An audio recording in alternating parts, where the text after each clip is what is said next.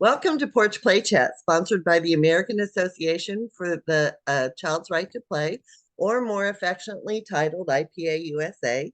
IPA USA is the USA affiliate of the International Play Association, and as part of our efforts to promote play, we've introduced Porch Play Chats, which are just conversations with people who are just as passionate about play as we are. You can find all the Porch Play Chats, and there's more than 200 of them, if you go to IPAUSA.org and up in that top right-hand corner, subscribe, be a friend, follow, and sign up for YouTube, Instagram, Facebook, and Spotify, and all of those are free to you. And magically, every Monday morning, a new Porch Play Chat will appear in your feed. I'm Deb Lawrence, and I'm president of IPA USA. With me on the porch today is Mary Kay Morrison. Mary Kay, welcome. Thank you. It's so good to be here. Mary Kay is an educator, author, and speaker who has taught at virtually every level of the educational spectrum while facilitating keynote presentations and workshop sessions for the past 30 years. We're very similar in our backgrounds, which is lovely. Her work includes integrating what we know about applying cognitive research on both the emotions, particularly humor, and movement in learning, in addition to humor and stress management. And stress and humor really are it's like the antidote to stress. Mary Kay has conducted seminars on brain research, leadership, ADHD, group facilitation, parenting, and mentoring, and she is the founder and director of Humor Quest. She currently serves as the past president of the board of directors and Association of Applied and Therapeutic Humor. She's a Lifetime Achievement Award recipient from the 2016 AATH group, which is that Association of Applied and Therapeutic Humor. She was the conference chair in 2009. She's founded and currently volunteers for the International American Association of Applied and Therapeutic Humor. And she's a diplomat with the American Institution of Stress. Wow, that must be huge. Talk to me, describe the books, the one book that you sent me, which was amazing, and everyone who's a grandparent needs it. And then the one that's coming out. Oh, thank you so much for having me. I'm super excited to be here. The book, this is my third and fourth books. My first two books are textbooks on the power of play and humor and laughter. But this book is my fun book. I wrote it with my 12 grandchildren, and it is Legacy of Laughter, a grandparent guide and playbook. And it was just a barrel of fun to write with my grandkids. It's all the activities and play that you can do with your grandchildren, depending on what stage of humor development they are in. I've done a lot of research on how we develop our sense of humor. And play is one of the critical components of laughter and humor. And as I mentioned to you, Deb, play is a trigger for laughter. So it is critically important in the development of a sense of humor, which I describe in detail in my book. And then the newest one coming out.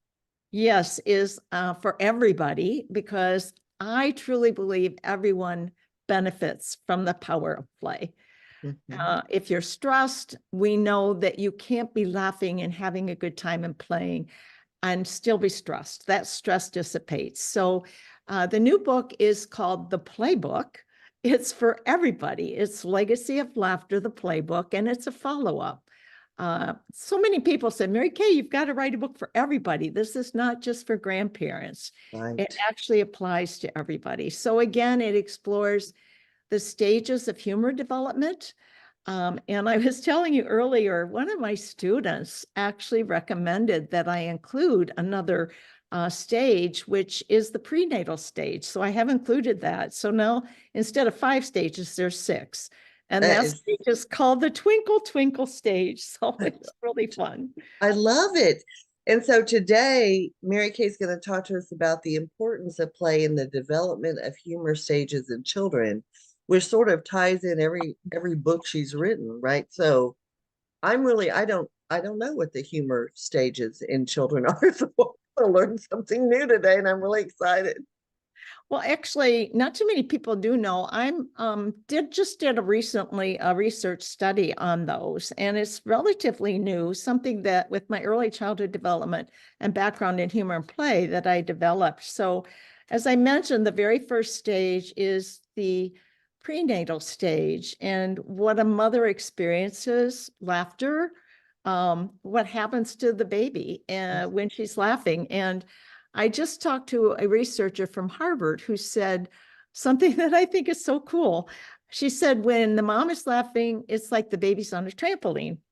And that's why babies love swinging and movement. It's very soothing. But then the next stage is the peekaboo stage, which every parent across every culture does with their babies. You try to get that child to smile and then to laugh. And of course, in my day, we used a diaper, but now blankets, but you hold something up in front of the baby and you pull it down and you say peekaboo. And there's actually a rhythm or a pattern to that behavior. When the baby can't see you anymore, they get anxious. And when you pull the blanket down, they get relieved and then they laugh. And that's one of the things that all parents try to get with their children is to get them to laugh. And so that playfulness, again, is a trigger for laughter.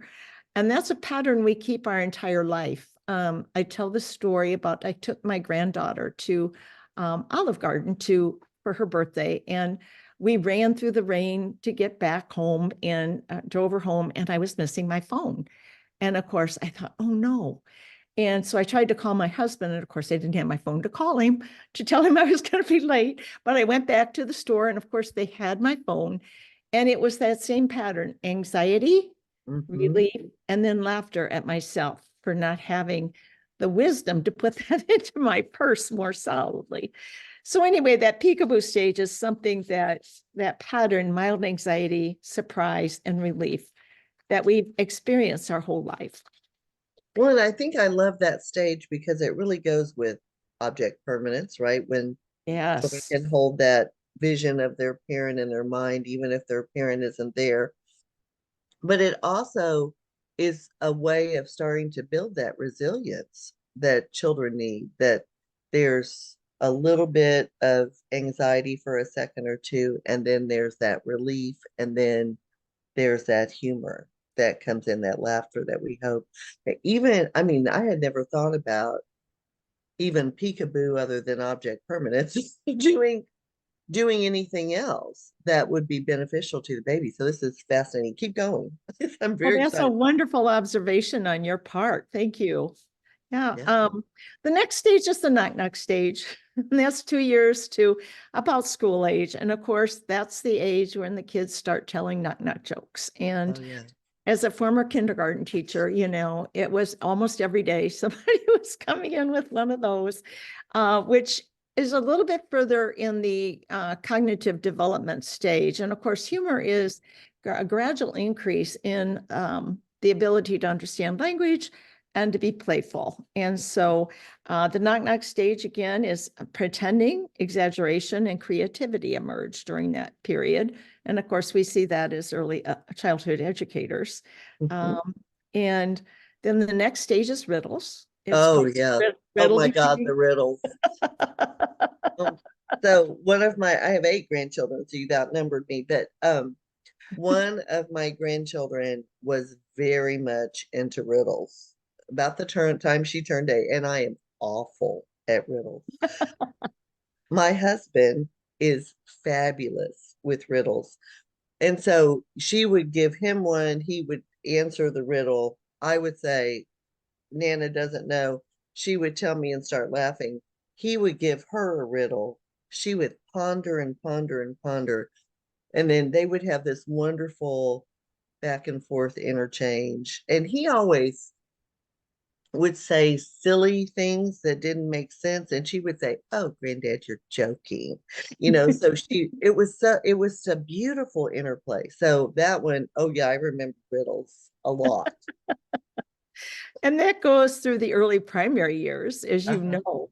And thank you for sharing that, because I interviewed lots and lots of grandparents for this book. And one of my friends actually, whenever their grandchildren come over, grandpa has a list of riddles, just like your husband does. Mhm. So that is a fun stage for grandparents and anybody who works with kids.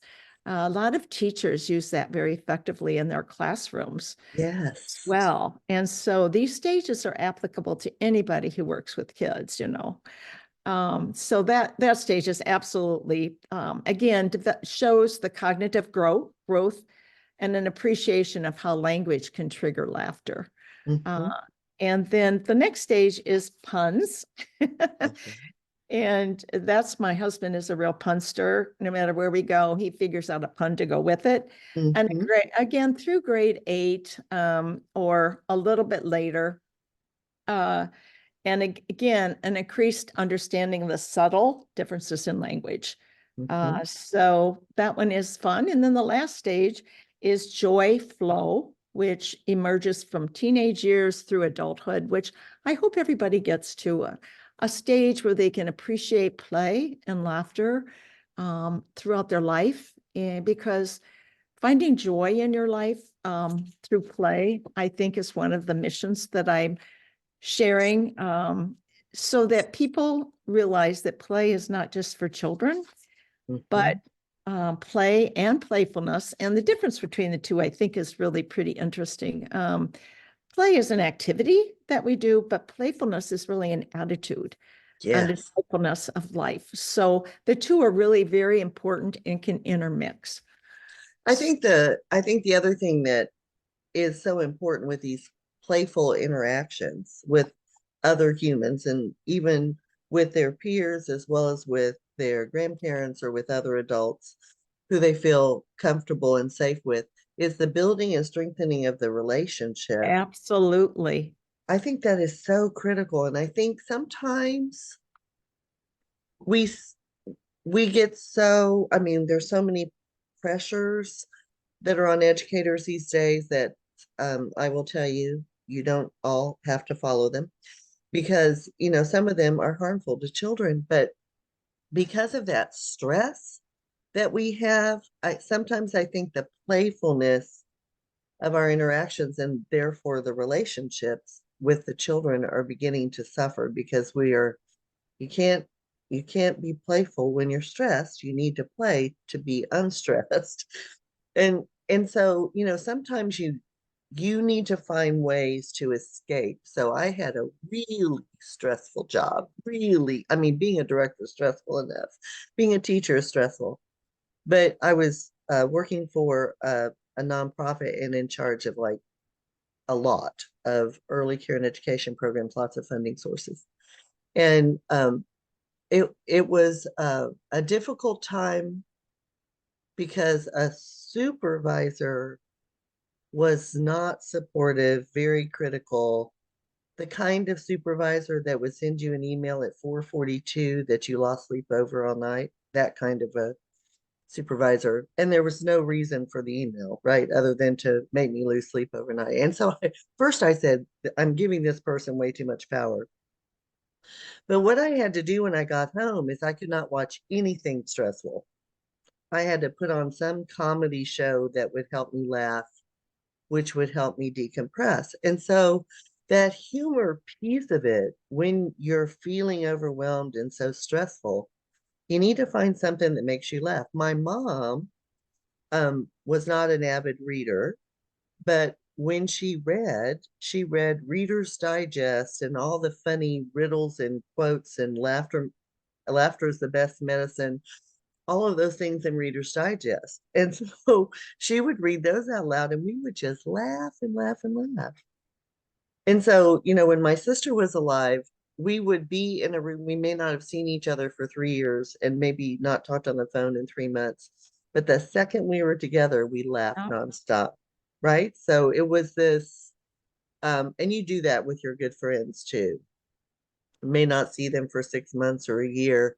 You all get together. It's like you were never apart. So it's those kinds of things that humor can support you with. And so we need to be focused on the things that make us laugh, not always the things that make us happy, but the things that make us laugh. I think are Absolutely.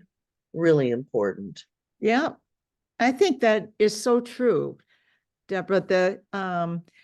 My first book is called Using Humor to Maximize Learning. And I integrated the brain research, but I also worked in over 200 school districts when I was at the regional office. And what I did is I gathered all the fun activities and playful activities from teachers. So that book contains a lot of the teacher strategies for bringing laughter and humor to the classroom.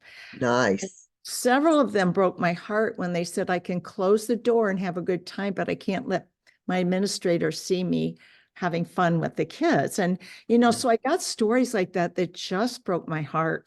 But again, it is so critical, as you mentioned, in building relationships and in sharing playfulness. That's the most critical part of brain development is learning through play. As you know, that is an early childhood mantra that we believe in. And so that triggering of laughter through play is so critically important.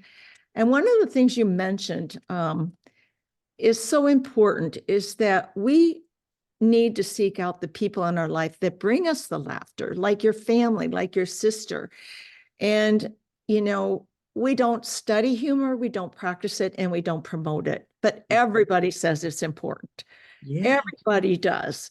And so one of my goals is to just raise the value of the importance of humor. And, we study classroom management, but yet we know there are teachers out there that with a tweak of humor can have a child change the behavior from something that was inappropriate to something that's appropriate. And those are the teachers that we need to study. And we need to say, how do you do that? And how do you integrate a sense of humor and play into your classroom to do classroom management and to build that relationship with children? So you are absolutely spot on with that. Well, and I think that is again the thing that we get frustrated versus saying, "Ooh, how can I flip this situation around?" So, and poor Johnny, I had Johnny, and so Johnny, and Johnny, if you're out there and you hear this, I love you. But poor Johnny was a challenge, right? And so it took me a while to figure out how to not escalate and figure out a way to de-escalate with Johnny. And a lot of it was reading something funny or singing a funny song or doing something that stopped what he was doing. And because I think his behavior was due to some sort of level of anxiety that I wasn't figuring out, right? So it helped when I could not necessarily go, Johnny. It could help when I could like redirect him in a way that sort of flipped whatever he was feeling into something that wasn't as obstinate as the way he had been behaving earlier. And it wasn't that he got away with it. We would talk about it later, but and I would say, what happened? What happened when you did that? He said, oh, I was really angry. And I said, oh, so how else can we show anger that's not going to hurt our friends or not going to hurt our materials or not going to do whatever he was doing? But you can't do that in the moment. You almost have to redirect it to get them out of that space. Sure. And then bring it back in. So, my go-to, even though it's the most violent song ever, was Little Bunny Foo Foo. All I had to do was do this. And I had 25 children sitting on the floor in front of me because we we were very dramatic when we did Little Bunny Foo Foo. But it was one that they laughed and laughed and laughed about. Yes. Bopping that little thing on the head. Yeah. And so it it it stopped and sort of reset, right? We stopped and reset, which I think sometimes we need to do more often in the classroom because children sometimes need to reset. And if the anxiety in the classroom continues to increase, you're going to have more and more issues where children can't find a space to reset. So I'm very interested in some of the techniques that the teachers used in the classroom when they had the door closed. It's really funny. Sometimes when I know in my college classroom that we're going to be making a really loud, I'll go over and close the door. Sure. One of the things we do in child development after we've done prenatal development is we give birth to a ping pong ball. Words cannot tell you the screaming that takes place in that room. I can only imagine. As you have, 25 students putting a ping pong ball in a balloon, then blowing it up, then doing contractions, right? So Oh, wow. hysterical. Oh my God, it's hysterical. And so sometimes I'll go over and close the door. And sometimes people will still come to the door to see what in the world is going on. They'll look through the window to say, okay, they're being really loud now. But it is a way, not only do they learn the concepts of the stages of labor and delivery, but they're laughing and it's That's brilliant. Yeah, they're brilliant. internalizing that information. I got it off of YouTube, so I did not create it. It was, and you can find it, just say giving Oh birth my to a gosh, ping yeah. pong ball. It's hysterical. So then there are other things in my child development classes and in my methods and materials classes and in other classes, we go outside and play quite a bit for gross motor development or for developing gross motor skills, right? So one of my students walked in the door as we were on our way out, and she just looked like she had it, and she was frowning, and that's not typical for her. And out the door we went, and we did sidewalk chalk and jump rope and jacks and wall ball, and they could do whatever they wanted. And then we ended with a parachute, right? Because the parachute's the most favorite, no matter how old you are. And when we were reflecting, when they came back in, we were outside for probably 45 minutes of an hour class. When we came back in, I said, so how was that? How do you feel? And she said, I came to school and I was not in a good mood. And I wanted to just go home and put my head under the pillow and not get out of bed. And now I can make it through the day because I laughed. Absolutely. Absolutely. Again, laughter it changes the brain chemistry, actually. And I worked with a physician who actually did brain scans and was able to see the difference in a depressed brain and a brain that would be at an energy level of play, and such a difference. And so laughter does change the brain chemistry a lot. And, when I mentioned somebody closing the classroom door, again, administrators also told me that what if the school board comes by and the whole school is laughing, and so oh my God, what a horrible thing that would be. I know, but there's this perception that you're not getting work done when there's laughter and play and humor. And so there are several obstacles that I do address in those first two textbooks about, overcoming what I call humor doomers, which are people who are really unhappy with their own life, and they see you having fun and playing and laughing, and they really feel so badly with their own life that their only recourse is to make you feel badly, which is what you were talking about earlier. And so I did coin that term, humor doomers, in my first two textbooks, and I do elaborate on that. And how do you deal with those people in your life?